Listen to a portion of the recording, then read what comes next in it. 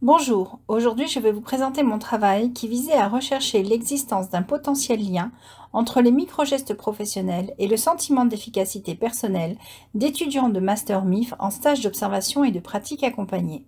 Comment m'est venue cette idée de recherche? Il faut savoir que les enseignants et le thème de l'enseignement sont bien présents dans la littérature française.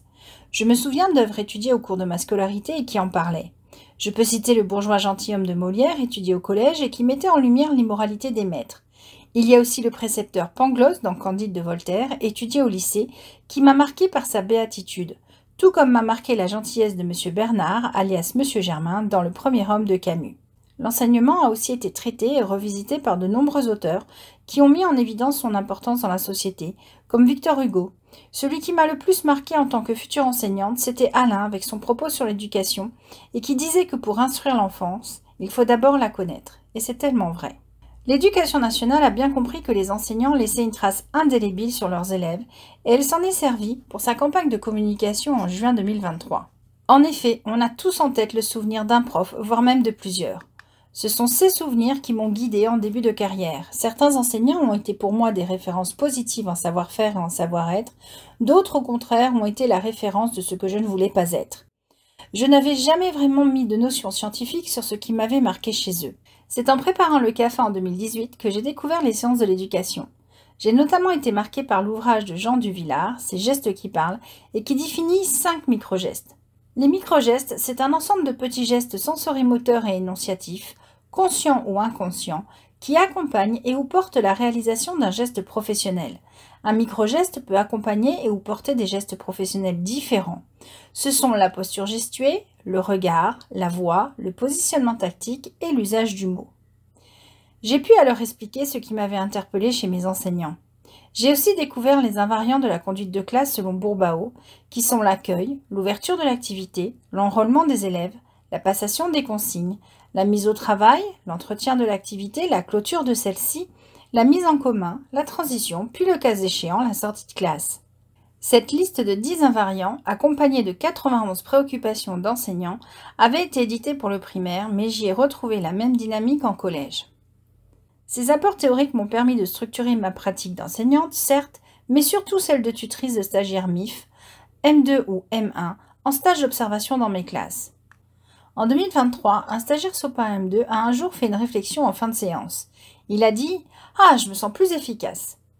Si je ne doutais pas que les microgestes et les invariants y étaient pour quelque chose, cette notion d'efficacité qu'il abordait m'a interpellée, mais je ne savais pas la définir ni l'utiliser. C'est en 2023, en M1 du Master 2 A2P, que j'ai découvert le sentiment d'efficacité personnelle de Bandura. Le sentiment d'efficacité personnelle, c'est la croyance de l'individu en sa capacité d'organiser et d'exécuter la ligne de conduite requise pour produire des résultats souhaités. Suite à cette découverte, tout est devenu plus clair. Une multitude de questions me sont apparues. Comment mesurer le sentiment d'efficacité personnelle chez les étudiants en stage SOPA? Existe-t-il un lien entre les gestes professionnels et le sentiment d'efficacité personnelle de ces derniers? La sensibilisation aux micro-gestes professionnels a-t-elle un impact sur le sentiment d'efficacité personnelle des stagiaires? Je me suis donc de nouveau tournée vers la littérature des sciences de l'éducation. Que nous apprend-elle? Postic dit que la relation pédagogique devient éducative quand des rapports sociaux s'établissent entre l'éducateur et ceux qui l'éduquent, dans le but d'aller vers des objectifs éducatifs dans une structure institutionnelle donnée et que ces rapports possèdent des caractéristiques cognitives et affectives identifiables, qu'ils ont un déroulement et vivent une histoire. Felouzzi et Bressou indiquent que si l'enseignant s'intéresse à l'élève, il favorisera l'engagement de celui-ci dans la tâche et que c'est à cette condition que l'enseignement deviendra efficace. En parlant d'efficacité, Bandura en 2007 indique que le sentiment d'efficacité personnelle de tout individu et donc d'un élève peut augmenter à partir de 4 sources. Il explique que la persuasion verbale utilisée par un enseignant, ainsi que l'existence chez l'élève d'un état psychologique émotionnel positif, favorise la mise en place d'une relation entre l'enseignant et l'élève. Il explique que des expériences de maîtrise et des expériences vicariantes, c'est-à-dire l'observation d'un père en réussite, quant à elles, augmentent l'engagement des élèves. Il dit donc que quand les élèves ont un CEP élevé, l'enseignement sera plus efficace. En 2017, Duvillard a montré que les 5 microgestes interviennent dans la mise en place d'une relation éducative apaisée. En 2010, Bourbao avait montré qu'une conduite de classe cadrée par les 10 invariants aboutissait à un fort engagement des élèves et donc à un enseignement efficace. Microgeste, invariant de la conduite de classe, comme tous les autres gestes professionnels décrits par Alain et Jorot, entre dans le domaine de l'agir professionnel défini par Leisen en 1994. Or, Wiggins et McTighe, en 2005, disent que s'il est possible de planifier ses activités, il est aussi possible de planifier son agir professionnel. Ils parlent de planification à rebours, c'est-à-dire une planification effectuée pour aboutir aux objectifs fixés.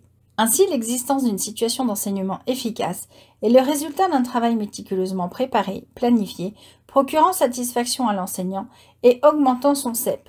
Ce dernier, à son tour, influencera le CEP de l'élève et donc l'efficacité d'un enseignement. La boucle est donc bouclée. Ainsi, un lien semble établi entre l'utilisation des microgestes et le CEP des enseignants, celui-ci passant par l'édification d'une relation éducative apaisée. Comme je suis tutrice de stagiaires M2 SOPA, la question de recherche finale est donc la suivante. La sensibilisation des stagiaires SOPA aux microgestes professionnels a-t-elle un impact sur leur CEP concernant la mise en œuvre de leur enseignement ? L'hypothèse réside dans le fait que, puisque les microgestes permettent d'établir une relation éducative apaisée, il est possible de supposer que les stagiaires SOPA ayant été sensibilisés à ceux-ci verront leur CEP augmenter de manière plus importante que celui des stagiaires non sensibilisés. Concernant le protocole, dans cette démarche explicative, l'objet d'étude était l'impact de la sensibilisation aux microgestes sur le CEP. La population étudiée était les stagiaires SOPA de Master MIF 2e année de l'Académie de Dijon, avec un groupe témoin non sensibilisé aux microgestes et un groupe test sensibilisé. Pour comparer ce qui est comparable, les tuteurs des deux groupes ont été sensibilisés à la même conduite de classe selon les 10 invariants de Bourbao.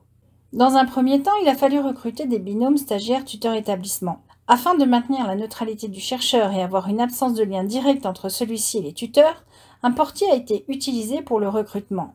Pour éviter l'effet Rosenthal, c'est-à-dire l'effet des attentes de l'expérimentateur, les binômes tuteurs-stagiaires ont été choisis dans des disciplines générales et hors de l'établissement du chercheur. Il convenait d'identifier les tuteurs déjà sensibilisés aux microgestes afin de les affecter au groupe test. Cela s'est effectué grâce à l'analyse des critères d'observation qu'ils utilisent habituellement et qui leur avaient été demandés dans un questionnaire en ligne. Au final, 10 binômes trinômes ont été recrutés avec 7 stagiaires placés dans le groupe témoin et 6 dans le groupe test. Afin de sensibiliser les tuteurs, un guide de réalisation a été envoyé à chacun d'eux. Celui-ci, après rappel de l'étude, présentait les différentes ressources mises à leur disposition, tutoriels vidéo, parcours magistère, outils d'évaluation, mais également la timeline et le tableau détaillé des procédures. Une adresse mail spécifique à chaque groupe a été créée pour la remontée des données. Les outils de mesure. Pour évaluer la conduite de classe, les tuteurs avaient à disposition une carte mentale avec 10 critères, les 10 invariants de Bourbao, et pour chacun d'eux, 5 indicateurs, tirés des indicateurs fournis par Bourbao. Lors de son observation, le tuteur coche les indicateurs présents chez le stagiaire pour chacun des invariants. Il attribue alors une note sur 5 à chaque critère qu'il reporte sur un diagramme de Kvyat. Même principe pour l'évaluation de l'utilisation des microgestes. Les 5 critères sont les microgestes et chacun présente 5 indicateurs tirés de la thèse de Duvillard. Concernant l'objet d'étude, le CEP, il fallait une grille d'auto-évaluation de celui-ci. J'aurais pu essayer d'en construire une, mais pour obtenir la validité scientifique d'une telle grille, il faut la tester à plusieurs échelles, et je n'en avais ni les moyens ni le temps. De toute façon, Ambroise a validé et publié une grille en 2019. Cette grille présente 5 domaines basés sur le référentiel de compétences des professeurs. Sur les 20 items, 5 ont trait à la conduite de classe et 7 à l'utilisation des microgestes. Pour me simplifier l'analyse, j'aurais pu ne conserver que ces items, mais dans ce cas, comme Bandura l'indique, je prenais le risque de saper le moral des étudiants en ne leur offrant pas la possibilité de se sentir efficaces sur des items pour lesquels ils ont reçu une formation professionnalisante. La timeline du protocole. Septembre, rentrée scolaire, accueil des stagiaires M2 par les tuteurs, recrutement des binômes. Fin septembre, auto-évaluation du CEP par les stagiaires avant toute analyse guidée de l'activité des tuteurs et avant toute prise en main d'une classe. 4 évaluations réalisées par les tuteurs entre octobre et décembre, deuxième auto-évaluation du CEP et remontée des résultats en janvier. Février, j'ai procédé à l'analyse individuelle des résultats et effectué un retour au tuteur. Mars, une fois tous les résultats individuels traités, j'ai pu effectuer une analyse comparative. Les résultats. Concernant l'échantillon étudié, sur 10 binômes recrutés, je n'ai eu que 4 remontées de résultats. Un tuteur n'a pas respecté le protocole, c'est sa stagiaire qui s'est auto-évaluée pour la conduite de classe et les microgestes. Je n'avais donc que 3 binômes à étudier, avec heureusement un stagiaire dans le groupe témoin et 2 stagiaires dans le groupe test. Au niveau de l'analyse individuelle, Les réponses aux grilles d'auto-évaluation du CEP ont été passées sous forme graphique, avec en vert la courbe du CEP pour les 20 items à T0 et en jaune à T3. Sont aussi donnés en bleu la moyenne du taux de variation pour les 5 items relevant de la conduite de classe et en orange la moyenne du taux de variation pour les 7 items relevant de l'utilisation des microgestes, même pour les stagiaires non sensibilisés. Ont également été envoyés les diagrammes de Kvyat de l'évolution des scores de la conduite de classe et le cas échéant de l'utilisation des microgestes. Ces documents permettent aux stagiaires de pratiquer une auto-analyse, ce qui, selon Durand, est porteur de développement professionnel. Pour effectuer l'analyse comparative, il a fallu faire un choix dans les sujets à comparer. Quel stagiaire du groupe test allait être comparé à l'unique stagiaire du groupe témoin? L'analyse des diagrammes de Kvyat concernant la conduite de classe a permis de repérer le stagiaire L comme étant celui qui a un profil d'évolution le plus proche de celui du stagiaire Z. L'étude comparative des moyennes des scores pour la conduite de classe et leur taux de variation confirme ce choix. L et Z ont des scores de départ inférieurs à la moyenne de 2,5 sur 5 et présentent tous deux une forte variation de leur moyenne des scores. L et Z ont donc été retenus pour l'étude. La comparaison des graphiques montrant l'évolution du CEP du stagiaire Z, témoin et L, test, permet de constater qu'il y aurait une corrélation entre la sensibilisation aux microgestes et l'augmentation du CEP. En effet, le stagiaire Z non sensibilisé présente un effondrement de son CEP dans les items relevant de l'utilisation des microgestes, avec une moyenne du taux de variation pour les 7 items de moins 16%. La moyenne du taux de variation de son CEP pour les items relevant de la conduite de classe n'est que de 8%, comparé à celui du stagiaire L pour qui il est de plus 16%, avec en parallèle une moyenne du taux de variation du CEP pour les items liés au microgestes de plus 1%. Le tableau comparatif du taux de variation du CEP chez les deux stagiaires en lien avec les taux de variation de la moyenne des scores pour l'utilisation des microgestes et les invariants de la conduite de classe montre que globalement, le stagiaire L présente des scores positifs et même 2 fois plus élevés que le stagiaire Z. Les microgestes semblent donc être des outils au service de la conduite de classe. Ainsi, à la problématique de départ, la littérature a mis en évidence l'existence d'un lien théorique entre l'utilisation des microgestes et l'augmentation du CEP des enseignants. La question de recherche se proposait d'étudier l'impact de l'utilisation de ces microgestes sur le CEP d'enseignants stagiaires. L'hypothèse était que l'utilisation des microgestes augmenterait le CEP concernant la conduite de classe des stagiaires SOPA sensibilisés de manière plus importante que pour ceux ne l'étant pas. Le protocole de type explicatif et consistant en la comparaison des résultats d'évolution du CEP d'un participant du groupe témoin et d'un participant du groupe test amène à dire que, même s'il est difficile de conclure sur une seule comparaison, il semblerait que la sensibilisation des stagiaires SOPA aux microgestes professionnels permette d'augmenter sensiblement leur sentiment d'efficacité personnelle concernant la mise en œuvre de leur enseignement. L'hypothèse pourrait donc être validée sous réserve d'autres résultats corroborants, car ceux-ci ne sont pas significatifs.